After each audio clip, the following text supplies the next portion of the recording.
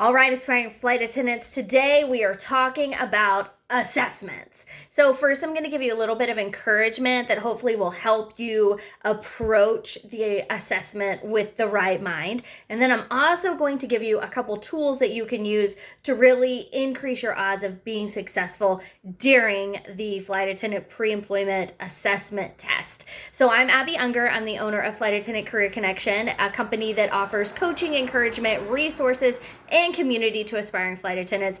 My goal is always to help you reach your flight attendant goal faster and with less frustration. If you haven't already joined our Facebook group, Flight Attendant Career Connection, I would love to invite you to join us.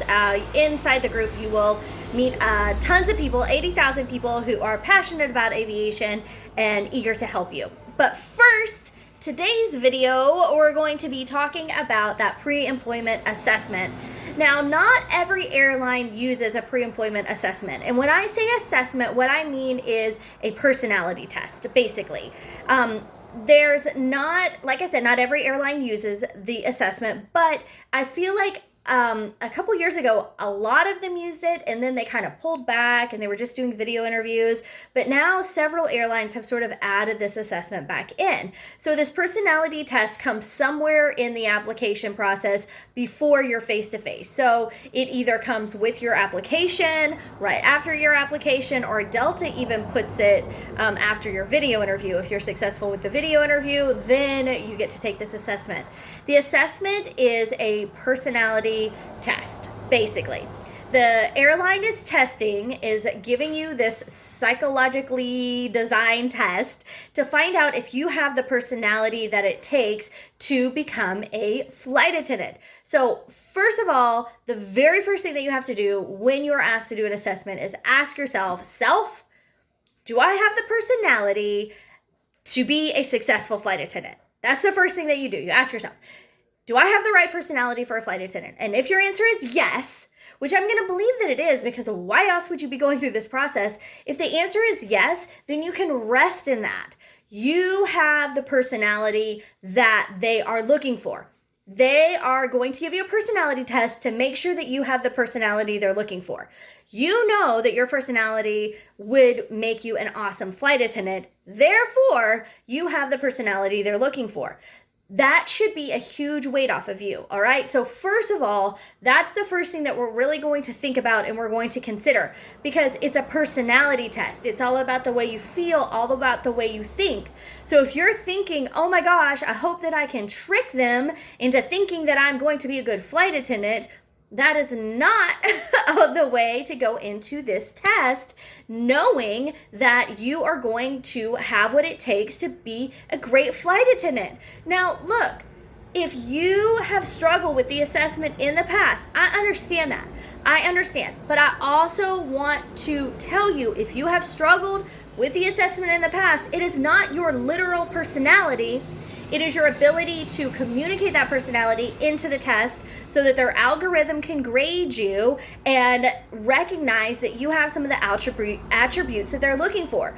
It's not your actual personality. It's you not being in the best frame of mind so that you're able to shine and really show who you are. So the way that you want to approach the personality test is first by giving yourself a little pep talk. All right, girl, this is what you can say to yourself. All right, girl, now look, they're testing your personality. You already know that your personality will make you an amazing flight attendant, so all you have to do is be yourself. Good. That's the first thing that you do. Another thing that I want you to do is make sure before you take that test that you halt. Okay, and HALT is an acronym to remind you to make sure that you're not hungry, angry, lonely, or tired before you take your personality test. Because here's the deal. Your personality is what they're looking for, but if you are hungry, angry, lonely, or tired, then you may not be fully yourself and your personality may not be at its best, which is going to mask and influence some of your answers. So if you get home late from a shift and you get this assessment and you're like, oh, I got to do it as fast as I can, and you're hungry and you haven't eaten anything, No, ma'am. No, no, no, no, no. Yes. So wait, have a good night's sleep, wake up, eat breakfast, make sure that you are feeling your best, that your personality and yourself is ready to answer the questions most authentically you.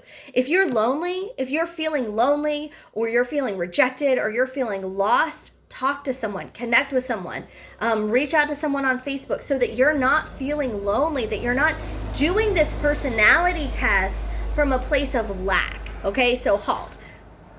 Hungry, angry, lonely, tired. All right, so you need to make sure that you're none of those things when you get ready to do your personality test so that you can be fully yourself. All right, another thing is when you go to answer these questions, the hat that you need to be wearing is one that that's not the best way to say it. The angle that you need to come from is an angle of ethical professionalism. Okay, so all companies want people who are ethical and people who are professional. Okay, so that is where you are going to be coming from with your answers. It's kind of, our personalities change based on where we are, what our responsibilities are. My personality is different when I'm being a mom, as opposed to when I'm out with girlfriends, as opposed to when I'm doing a video for you, as opposed to when I'm in church.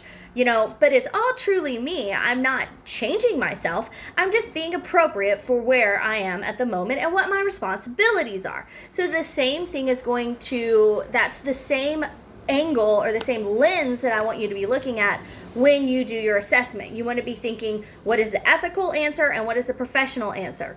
Now, to answer ethically, though, you have to answer honestly, okay? Another thing that you want to make sure that you're not doing is do not try to game the test.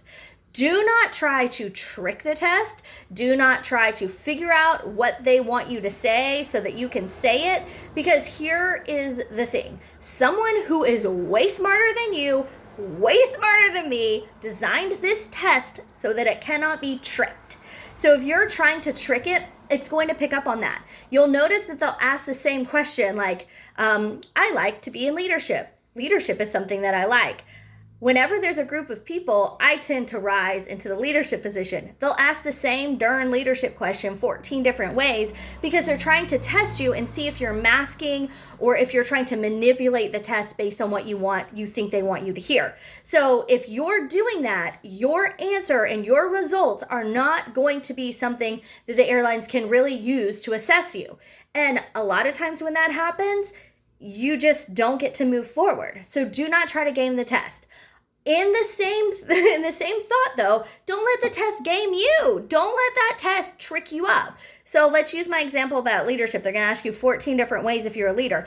By about the 12th time you've told them that you're a leader, you start to think, maybe they know something I don't. Why do they keep asking me if I'm a leader? I already told them maybe I'm not a leader. Maybe I've never led anybody in my whole life. Because you let the test, the asking over and over again feels like, are you sure? Really? Are you sure? Really? But that's not actually what the test is doing, okay? So don't let the test freak you out. If you know that you're a leader, then just answer that you're a leader in all the leadership questions, all right? Now let's talk about one more type of question that you might encounter. We've been talking a lot about personality test questions, which, there's no right or wrong answer for personality questions. Your personality is your personality. So I want you to just make sure that you're being authentic and true to yourself through that lens of ethics and professionalism so that the airline can get the best snapshot of who you are. But sometimes on the assessment, JetBlue does this particularly, but they're not the only ones. They'll ask you sometimes some situational questions. So they'll say, what would you do if you found yourself in this position? What would you do if you are working a flight and you have, 3 people asking you for something? How would you handle it? Or what would you do if someone's complaining about not being able to make their connection? What would you do? And then it'll give you 4 different choices. And a lot of times there is no wrong answer. All 4 of those answers, all 4 of those options, or at least 3 of them are very, are good answers. They are things that are definitely things that you could do. They are all appropriate and they all sound like the right answer. Like there's no one that is right and then the other ones are wrong. This is on purpose too, because they are trying to see how you are wired. All 3 of those answers yes, are right. All three of those answers are appropriate. If you did any one of those three answers, you would be totally fine. You would be completely appropriate in the role of a flight attendant. But since we're all wired differently, we each have a different kind of default. Usually one of those 3 or 4 answers are something that feels like it would be most authentic to us to handle the situation that way.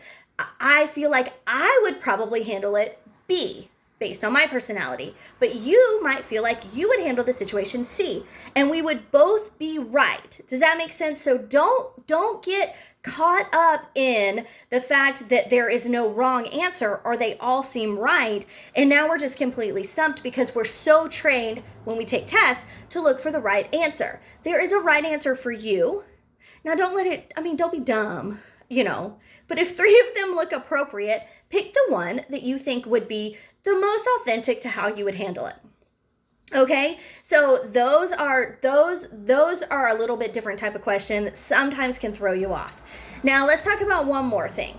Do not overthink these answers, okay? Whatever your gut instinct is at first is probably a really good indication about what is true and authentic to you. Do not overthink these questions. Don't let the questions and the stress of the situation get you so wound up that you cannot answer the question for what it's asking. So for example, one time I had someone message me and she said, I did the assessment and I didn't know what to answer because the question was, I smile all the time. And she was like, I wanted to say yes because I said yes first, but then I was like, when my grandmother died, I did not smile. I was heartbroken. I was sad. I don't know. What if they think that I smile all the time means I don't have any feelings or any empathy? And it was a little bit of a spiraling that she was doing. And I was like, girl, I don't think I said it's girl. I said, hey, no, I totally get what you're saying, but let me ask you something. Has anyone ever said to you, you smile all the time? And she said, yeah, I hear that pretty much every day at work. I was like, then you can probably answer a question, do you smile all the time? Well, if every day people are saying you smile all the time, then that sounds like that would be a good, appropriate answer that represents who you are. It's not like they're trying to trick you in, nobody smiles all the time, so you have to say no. She really felt like she does smile all the time, but she was afraid they were trying to trick her. So hopefully that makes sense, that no one is trying to trick you. No one is trying to make you answer, they're not going to come back and be like, we would have hired you, but you lied and nobody smiles all the time. That's not the point of this, guys, okay? So I hope that you find this encouraging. Do not forget, number 1, that you have got to make sure that you're fully yourself before you take a personality assessment. I did kind of mention at the beginning, maybe you're watching this video and you haven't been successful in a assessment in the past. I talked to lots of people who are successful with some airlines assessments, and then they'll go the next day and take another airlines assessment and they're not successful. And that feels really odd because it's the same job. So it seems like it would be the same personality, but they all have their little algorithms set differently. Do not let a unsuccessful assessment trip you up. Okay, there are plenty of airlines that don't use the assessment if it just really is a thing for you. So maybe you want to go and apply with some of those airlines first. But I also want to encourage you to make sure that you are giving yourself a pep talk, that you're giving yourself pause before you go into it, especially if you've been unsuccessful and you're feeling all sorts of feelings about it, and make sure that you are showing up fully, authentically you. I believe in you. We've already established the fact that your personality is what it takes to be a flight attendant. And so that assessment is just going to be another piece of proof that shows the airlines that. So please let me know if you have any questions. Talk to you later. Have a great day. And don't forget to halt.